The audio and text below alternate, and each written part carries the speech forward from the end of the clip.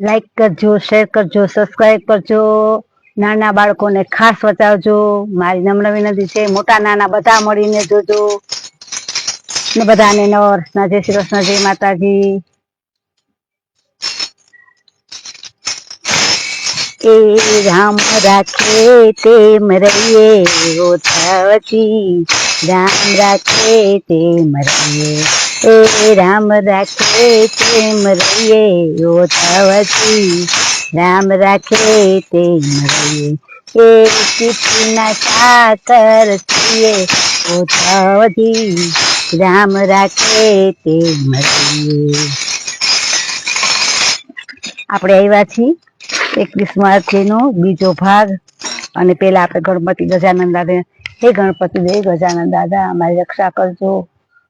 નાના મોટા બધા બાળકો સાંભળે, એને કોઈ દુખિયા હોય એના દુખિયા દૂર કરજો એવી મારી નમ્ર વિનંતી છે.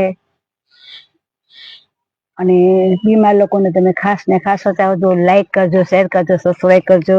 ને પેલા આપણે લેશું ત્રિકાળ સંધ્યા ને પછી આપણે વાંચશું.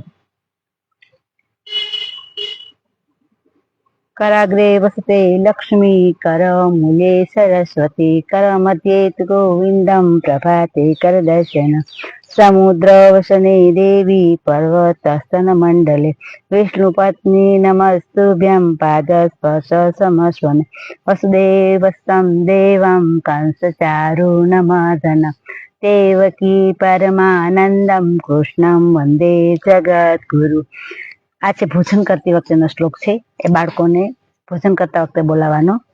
યજ્ઞ શ્રેષ્ઠાસીન સંતો મુચ્યંતે સર્વક્લેશ, ભોજતે તે ત્વધમ પાપા એ પ્રચન્યાત્મ કારણાત, યત કરોષી યદશ્નાસી અર્જુન હોસી સદાસી, યત તપસ્યસી ક્રોંતેય તત્ગુરુષ્વ મદર્પણ, અહમ વૈશ્વાનરો ભૂત્વા પ્રાણીના દેહમાસ્થિતમ, प्राणा प्राण समायुक्त पच्यामं चतुर्विधम्, ओम सहना भवतु सहनो भुनक्तु सवीर्यं करवावहै, तेजस्विनावधीतमस्तु मा विद्विषावहै. ओम शांति शांति शांति. આ છે સૂતી વખતે બોલવાનો શ્લોક. કૃષ્ણાય વાસુદેવાય હરયે પરમાત્મને, प्रणतकलेशनाशाय गोविंदाय नमो नमः, करचरण कृतांब कायजां कर्मजां वा श्रवणनयन जां वा मानसां वा पराधं विहितम विहितम वा सर्वमेतस्वमस्व, जय जय करुणाधे श्री महादेव शंभो, त्वमेव माता च पिता त्वमेव, त्वमेव बन्धु च सखा त्वमेव, त्वमेव विद्या द्रविणं त्वमेव, त्वमेव सर्वं मम देव. આપણે બીજો ભાગ લેશું 21મા અધ્યાયનો. અધ્યાય છે 21મો, પાર્થિવ લિંગની સંખ્યા, ફળ, પૂજન વિધિ. પાર્થિવ લિંગની સંખ્યા, ફળ, પૂજન વિધિ. હવે સંખ્યાની બાબતમાં જુદા જુદા મુનિઓમાં પણ મતભેદ છે. હે ઉત્તમ મુનિઓ, માપના કારણે ઉત્તમ, મધ્યમ અને હીન આપ 3 પ્રકારના લિંગ કહ્યા છે. લિંગ 3 પ્રકારના કહ્યા છે. હે હું તમને કહું છું, શાસ્ત્ર જાણનારા મુનિઓએ 4 આંગળ ઊંચું અને વૈદિકા સાથેનું સુંદર લિંગ ઉત્તમ કહ્યું છે. તેનાથી બધું જ મધ્યમ કહ્યું છે અને તેનાથી અડધું અધમ ગણ્યું છે. આમ 3 પ્રકારના લિંગ કહ્યા છે. અને તે તમે ઉત્તરોત્તર શ્રેષ્ઠ છે. વિષ્ણુ તથા બ્રહ્મા આદિ દેવો, મુનિઓ અને યક્ષો, રાક્ષસો, ગંધર્વો અને ચારણો, સિદ્ધો, દૈત્યો, દાનવો, શેષ આદિ નાગો, ગરુડ આદિ પક્ષીઓ, પ્રજાપતિ સહિત મનુષ્યો, કિન્નરો અને મનુષ્યો, સર્વ પુરુષાર્થને સિદ્ધ કરનારા શિવલિંગનું મહાભક્તિથી પૂજન કરી હૃદયમાં રહેલી સર્વ ઈચ્છિત કામનાઓને પામી ચૂક્યા છે. સર્વ ઈચ્છિત કામનાઓ બ્રાહ્મણ, ક્ષત્રિય, વૈશ્ય અને શુદ્ધ કે હર કોઈ વર્ણ શંકરને તે પોતાને યોગ્ય મંત્રથી જ નિરંતર આદર સહિત લિંગની પૂજા કરવી જોઈએ. હે બ્રાહ્મણ, વધારે કહેવાતી શું સ્ત્રીઓને તથા બીજા હર કોઈને પણ શિવલિંગનું પૂજન કરવાનો અધિકાર છે. છતાં બ્રાહ્મણોએ વૈદિક માર્ગથી પણ પૂજન કરવું તે ઉત્તમ છે અને તેથી બીજા વર્ણોને વેદો કરતા માર્ગથી પૂજન કરવું તે માન્ય નથી. ભગવાન શ્રી કહે છે, ભગવાન શ્રીએ કહ્યું છે કે વૈદિક બ્રાહ્મણોએ વેદોક્ત માર્ગે પૂજા કરવી, બીજા માર્ગે કરવી નહીં. અને જે બ્રાહ્મણોના મન દધીજી અને ગૌતમ આદિના શ્રાપ વડે દાઝી ગયા છે તેમને વૈદિક કર્મોમાં શ્રદ્ધા જ થતી નથી. અને જે માણસ વૈદિક થવા સ્મરતા કર્મનો અનાદર કરી બીજું કર્મ આચરે છે તે સંકલ્પનું ફળ મળતું નથી. આ પ્રમાણે વિધિથી લિંગમાં શિવનું નૈવેદ્ય સુધીનું પૂજા કરવી, તેમાં ત્રણેય જગત સ્વરૂપ 8 મૂર્તિઓનું પણ પૂજન કરવું. પૃથ્વી, જળ, તેજ, વાયુ, આકાશ, સૂર્ય, ચંદ્ર અને યજમાન, આ 8 શિવની મૂર્તિઓ કહેવાય છે. તેમને સર્વ ભવ, રુદ્ર, ઉગ્ર, ભીમ, ઈશ્વર, મહાદેવ અને પશુપતિ આ 8 ના સ્વરૂપે તેને પૃથ્વી, તે પછી શુભના પરિવારનું સારી ભક્તિ ભાવપૂર્વક ઈશાન આદિ કર્મથી ચંદન, અક્ષર્પણ અને પત્ર પુષ્પથી પૂજન કરવું. ઈશાન નંદી, ચંડ, મહાકાળ, ભૃગી, વૃષ અને સ્કંદ, કપદીશ, સોમ અને શુક્ર આ ચક્ર ક્રમથી એમને પૂજવા. તેમજ આગળ વીરભદ્ર તથા પાછળ કીર્તિ મુખને પૂજન પછી 11 રુદ્રને વિધિથી પૂજવા. તે પછી પંચાક્ષર મંત્રનો જપ કરી શત્રુરુધિરનો પાઠ તથા અને પ્રકારના સ્ત્રોતો અને પંચાંગનો પાઠ કર્યા પછી પ્રદક્ષિણા અને નમસ્કાર કરી શિવલિંગનું સાર્વજનિક કરવું. આ પ્રમાણે સંપૂર્ણ શિવ પૂજા મેં આધારથી કહી છે. રાત્રિએ સદા ઉત્તર દિશા તરફ મુખ રાખીને દેવ કાર્ય કરવા અને શિવ પૂજન અને પણ રાત્રે સદા જ ઉત્તર તરફ મુખ રાખીને પવિત્ર થઈને કરવું. અને શિવ આગળ પૂર્વ દિશામાં અનેક શક્તિ આગળ ઉત્તર દિશામાં ન બેસવું અને તેમજ પશ્ચિમ દિશામાં પણ ન બેસવું, કેમ કે તે પુઠ ગણાય છે. માટે ઉત્તર દિશામાં બેસવું. ભસ્મનું ત્રિપુટ, રુદ્રાક્ષની માળા અને બિલીપત્ર વિના ડાયા માણસે શિવને પૂજવા નહીં. અને જે શ્રેષ્ઠ મુનિઓ, શિવ પૂજન ના આરંભ જો ભસ્મ ન મળે તો માટીથી પણ લલાટમાં ત્રિપુટ કરવું. મારે ઝડપથી શું કામ વાંચવું પડે છે, તમને નિરાતે પછી છે ને ફેસબુકમાં જાતું નથી, બહુ લાંબુ થઈ જાય તો ફેસબુકમાં નથી જાતું. તો પછી મારે બધા કે છે તમે આમાં કેમ નથી મૂક્યું ફેસબુકમાં, એટલે હું થોડોક એની પ્રોસીજર કરી લઉં. પછી હું ફેસબુક લાંબુ થાક નિરાતે વાંચીશ ને સરસ રીતે શાંતિથી વાંચીશ. એટલે ઝડપથી મારે વાંચવું પડે છે, સોરી. અને બધાને મારા નવા વર્ષના જય શ્રી કૃષ્ણ, જય માતાજી. અને જે હું આ નાના બાળકોથી માંડી મોટા, વૃદ્ધો, ગરડા, નાના મોટા બધા સાંભળી શકો. લાઈક કરજો, શેર કરજો, સબસ્ક્રાઈબ કરજો. એથી કરીને તમારા ઘરમાં શાંતિ ને રીધિ સીધી રહે અને કોઈ દિવસ બાળક અવળે રસ્તે ના જાય એવી તમને મારી નમ્ર વિનંતી છે. અને બીમાર લોકો હોય એ લોકોને ખાસ ને ખાસ બચાવજો એવી તમને મારી નમ્ર વિનંતી છે. કારણ કે એ લોકો જાતા જતા 2 શબ્દ એના હૃદયમાં આવે અને એને શું છે કે ભગવાન સદગતિ આપે.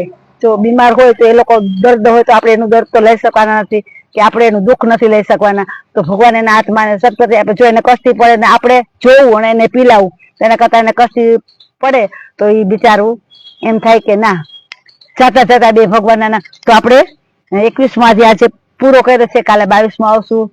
બધાને જય શ્રી કૃષ્ણ.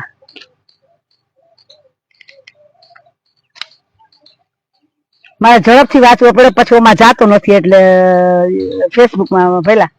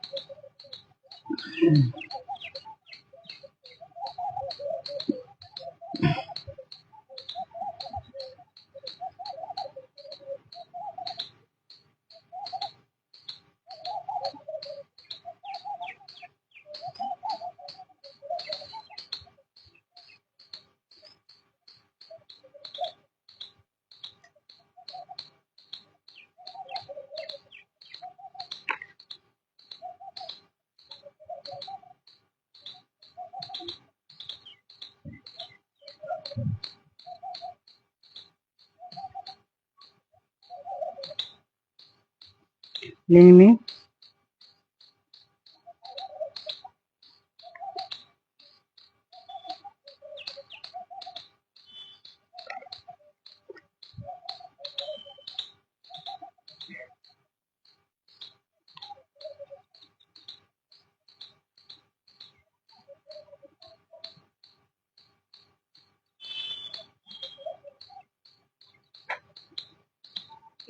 જય શ્રી કૃષ્ણ બધાને, જય માતાજી.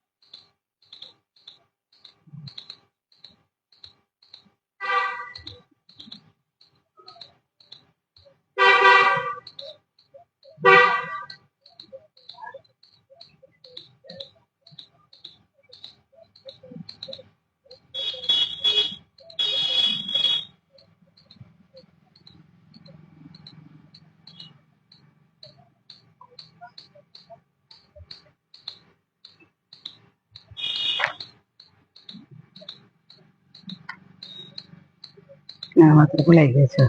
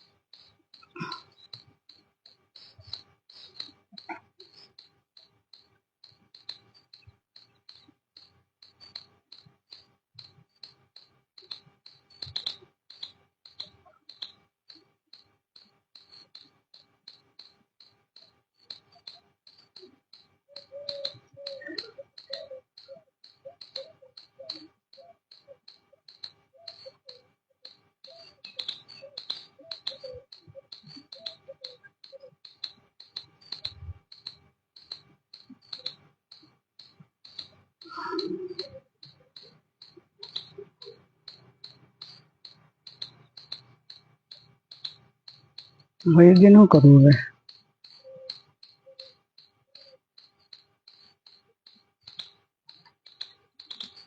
પાછી લોકો જવું તો વહી ગયું તો